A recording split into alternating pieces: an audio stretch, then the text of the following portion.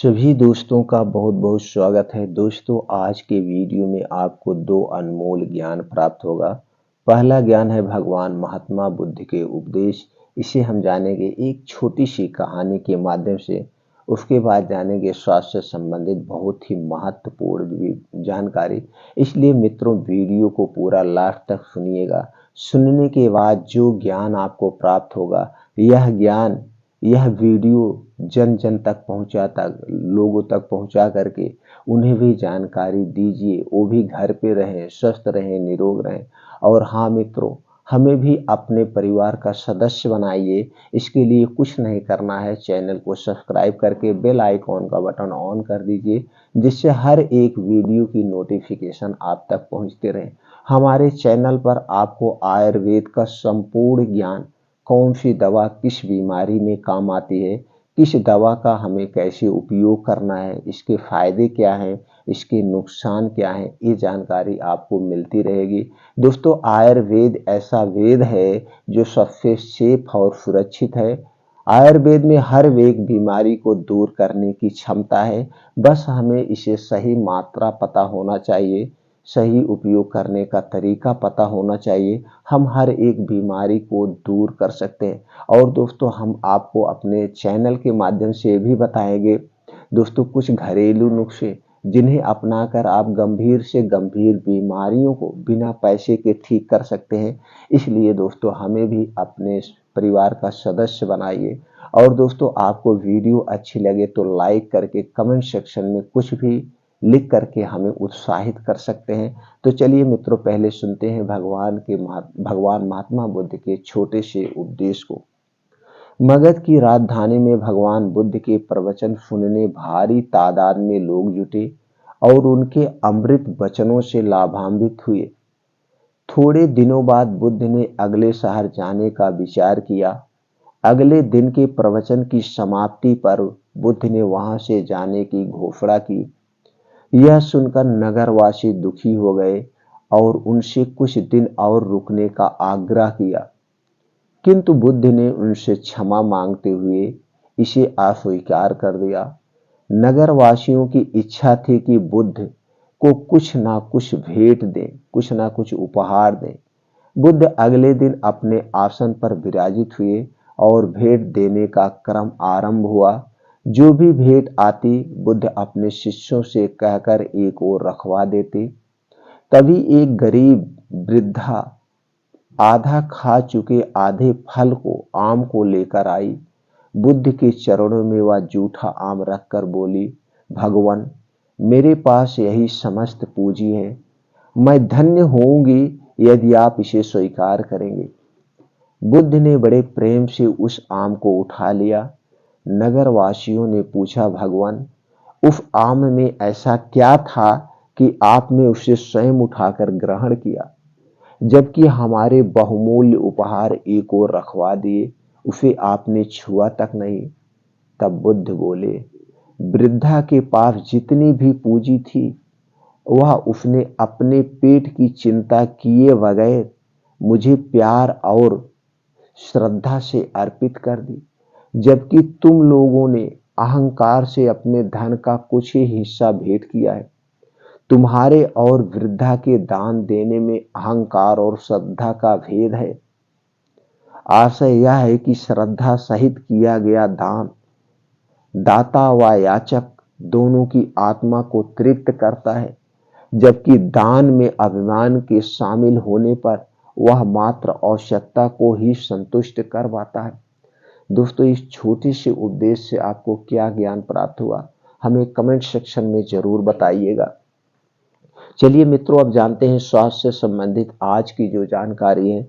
जी हाँ मित्रों, आज आप दो ऐसी चीज के बारे में जानेंगे जिसकी कीमत मात्र 4 रुपए है। कितनी है? मात्र 4 रुपए। और ये दो चीजें आपके शरीर को स्वस्थ और निरोग बनाने में अहम भूमिका निभाती है। दोस्तों, ये जो ठंडी का सीजन है, इस ठंडी के सीजन में अगर इन चीजों का हमने सेवन कर लिया, 3 महीने ठंडी रहता है, 3 महीने में इसका हमने सेवन कर लिया तो हमारा शरीर स्वस्थ व निरोग बना रहेगा। आने वाले और जो 8 महीना है, ये 8 महीना कौन सा है? 4 महीना गर्मी का, 4 महीना बारिश का। ये 4-4 महीने जो 8 महीने बीमारी के घर है, इसमें हमारा शरीर कमजोर हो जाता है, तरह तरह की बीमारियां हो जाती हैं और हमारा पाचन तंत्र भी कमजोर हो जाता है, जिससे हमारा शरीर हमेशा बीमार बना रहता है। और ये जो ठंडी का समय है, इसमें हमारा पाचन तंत्र स्ट्रांग रहता है, यानी मजबूत रहता है। जो कुछ भी हम खाते हैं वो सही से ढंग से पच जाता है। इसलिए हमें चाहिए ठंडी के समय में अच्छे अच्छे खान पान, अच्छी अच्छी डाइट का प्रयोग करें और ऐसी डाइट का प्रयोग करें जिसमें सभी तरह के पोषक तत्व पाए जाते हैं। ये हमारा शरीर किससे बना है? विटामिन से बना है, मिनरल से बना है, पोषक तत्वों से बना है। तो जब आपके शरीर में पोषक तत्व की कमी नहीं होगी तो आपका शरीर हष्ट पुष्ट बना रहेगा। तो दोस्तों वो दो चीजें कौन सी हैं जिसे हमें प्रयोग करना है, और ये भी बताएंगे ये दो चीजें हमें किस रूप में प्रयोग करना है, कैसे प्रयोग करना है, इसमें कौन कौन से प्रोटीन्स, विटामिन्स पाए जाते हैं और इसके क्या क्या फायदे हैं, ये सारी चीजें आप लोगों से हम बताएंगे। और मित्रों ये पूरा 3 महीना जो बचा है अभी से, अब से दिसंबर, जनवरी, फरवरी तक भी थोड़ा ठंडक रहती है, तो 2-2.5 महीने आपको बचा है। 2-2.5 महीने इसका प्रयोग जरूर करिएगा। अगले साल जब ठंडी की सीजन शुरुआत हो, जैसे नवंबर से, तो नवंबर, दिसंबर, जनवरी तक ये 3 महीने इसका सेवन जरूर करिएगा। इसके कोई साइड इफेक्ट नहीं है, कोई नुकसान नहीं है, आपका शरीर हमेशा हष्ट पुष्ट बना रहेगा। तो चलिए वो दोनों चीजों के बारे में जानते हैं। पहली चीज जो है दोस्तों है मूंगफली। मूंगफली दोस्तों सर्वगुण संपन्न है। चलिए जानते हैं मूंगफली में कौन कौन से प्रोटीन्स, विटामिन्स पाए जाते हैं। दोस्तों मूंगफली में magnesium, phosphorus, potassium, calcium, sodium, iron, zinc, vitamin A, vitamin E, vitamin C, vitamin B two, vitamin B6, vitamin B12, antioxidant, calorie, protein जैसे छोटे मोटे और प्रोटीन्स, विटामिन्स पाए जाते हैं। अगली चीज है दोस्तों है सोंठ। सोंठ में क्या क्या पाया जाता है? इसमें पाया जाता है gingerol, potassium, zinc, iron, calcium, beta carotene, vitamin C, vitamin E, vitamin B two, vitamin B6, vitamin B12, magnesium, manganese, fibre, antioxidant, anti inflammatory, anti fungal, anti diabetic जैसे गुण पाए जाते हैं। सोंठ दोस्तों बहुत जरूरी है। अब इसको सोंठ और मूंगफली का कैसे प्रयोग करना वो जानते हैं और किसमें मिलाना है। इसी के साथ आपको लेना पड़ेगा गुड़, ये घर का गुड़, देसी गुड़। गुड़ में क्या क्या पाया जाता है दोस्तों? गुड़ में पाया जाता है calcium, phosphorus, magnesium, potassium, iron, fibre, folic acid, vitamin B, vitamin B two, vitamin B complex, sucrose, glucose, antioxidant जैसे और छोटे मोटे प्रोटीन, विटामिन पाए जाते हैं। दोस्तों अब हम समझ गए इन चीजों में कौन कौन से प्रोटीन, विटामिन पाए जाते हैं। इन्हीं चीजों से हमारे शरीर का निर्माण हुआ है। तो मिला जुला के सारी तरह की प्रोटीन, विटामिन हमको मिल रहे हैं जो हमारे शरीर को ग्रो करने में हेल्प करेंगे, हमारे शरीर को निरोग बनाने में हेल्प करेंगे। अब हम जान लेते हैं इनके फायदे क्या हैं। फायदे के बाद हम जानते हैं इन्हें कैसे प्रयोग करना।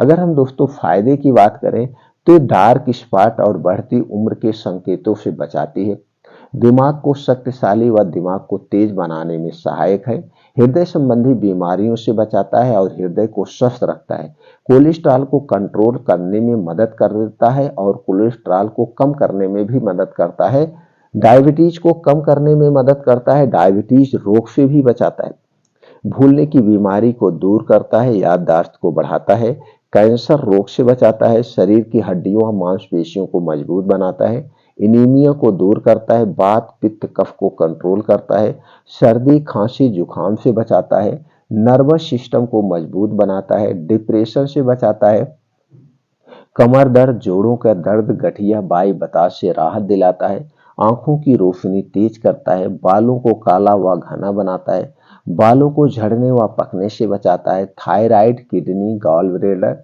दोस्तों ये इतने सारे इसके फायदे हैं। अब दोस्तों हम ये जानते हैं इसे किसे नहीं लेना चाहिए। अगर ले रहे हैं तो कम मात्रा में ले, या ना लें तो सबसे बेटर है।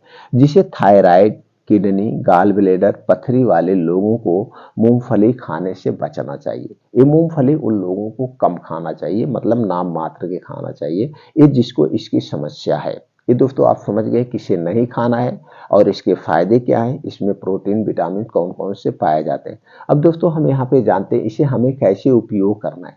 वो आपको लेना क्या है दोस्तों? मूंगफली 400 ग्राम, 400 ग्राम मूंगफली लेना है, सोंठ लेना है 50 ग्राम, गुड़ लेना है 200 ग्राम, देसी घी लेना है 100 ग्राम।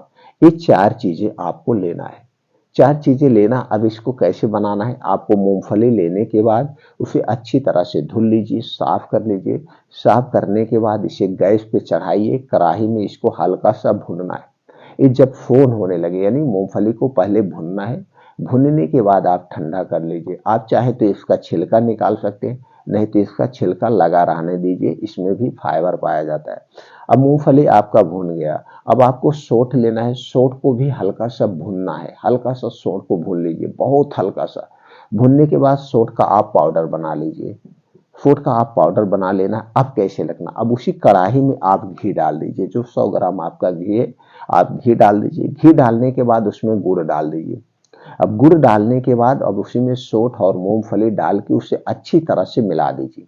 अच्छी तरह से इसे मिलाने के बाद अब आपका ये तैयार हो गया लड्डू। इसे बनाना है लड्डू। अब आपका ये बन गया। अब इसको आप लड्डू बनाना है। लड्डू कितने ग्राम का बनाना है, 60-60 ग्राम का आपको लड्डू बनाना है। 60-60 ग्राम का आप लड्डू बना करके आप या लड्डू बना लीजिए या टिक्की बना लीजिए, जो भी आपको बनाना है। चाहे ऐसे बांध लीजिए, चाहे ऐसे पट्टे थाली में घी लगा के फैला दीजिए, आपकी टिक्की बन जाएगी। तो इसको जो भी करना हो आप दोनों तरह से इसका प्रयोग कर सकते हैं। अगर टिक्की बना रहे हैं तो एक दिन में आपको 60 ग्राम टिक्की खाना है। अगर लड्डू बना रहे हैं तो 1 ग्राम में एक लड्डू, एक दिन में एक लड्डू खाना है, जो आपने 60 ग्राम का लड्डू बनाया।